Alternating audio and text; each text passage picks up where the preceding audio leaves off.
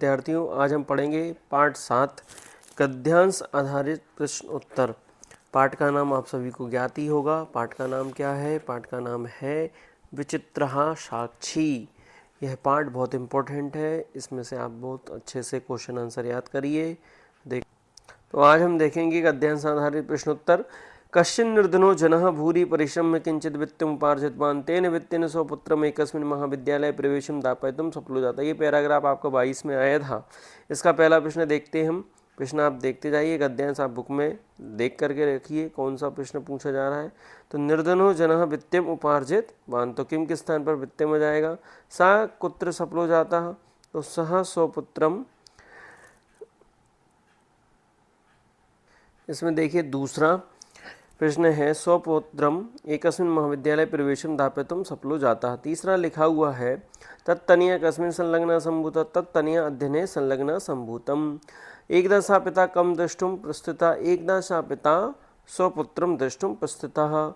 सः किं विहाय पादातिरे प्राचलत्, तो सः बस यानम विहाय, बस को छोड़ करके वह पैदल ही चला। का न सुबह पद यात्रा न स्वभावः। फिर करुणा परो गृही तस्मै किं प्राक्षत, करुणा परो गृही तस्मै आश्रयम प्रायक्षत। निर्जना जना भूरि परिश्रम वित्तम उपार्जितवान। तो इस प्रकार से लगभग ये प्रश्न आएंगे, तो आपको पैराग्राफ में से ढूंढ करके बनाना है।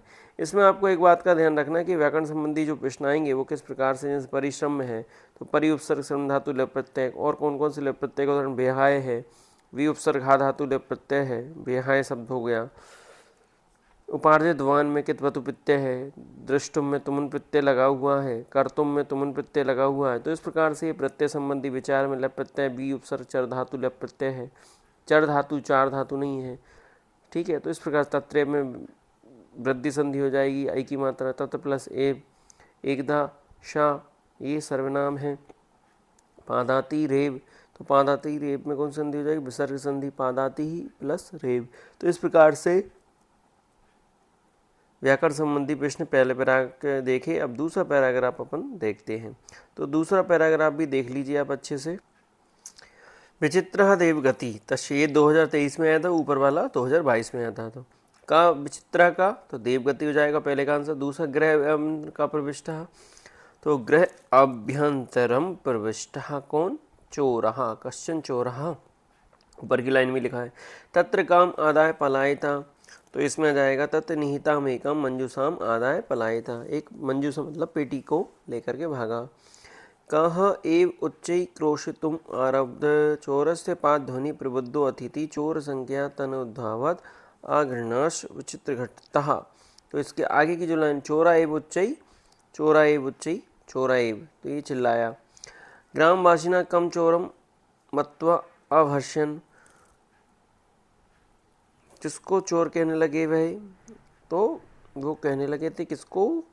ग्रामवासिना ब्राकमतितेव चोरम मत्वा भर्ष्यन्।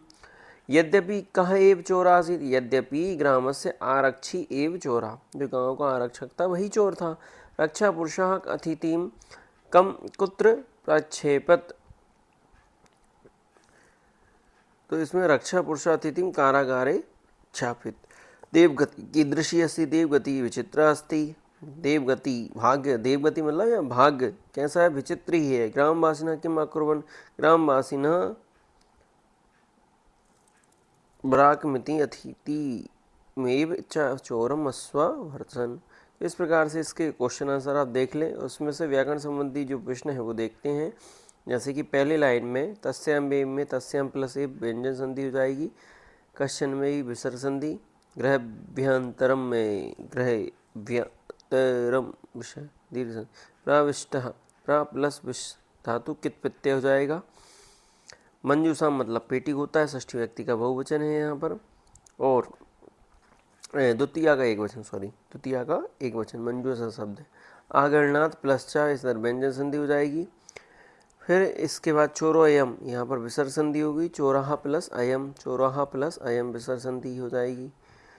तो इस प्रकार से लगभग ये शब्द आएंगे इसमें से व्याकरण के।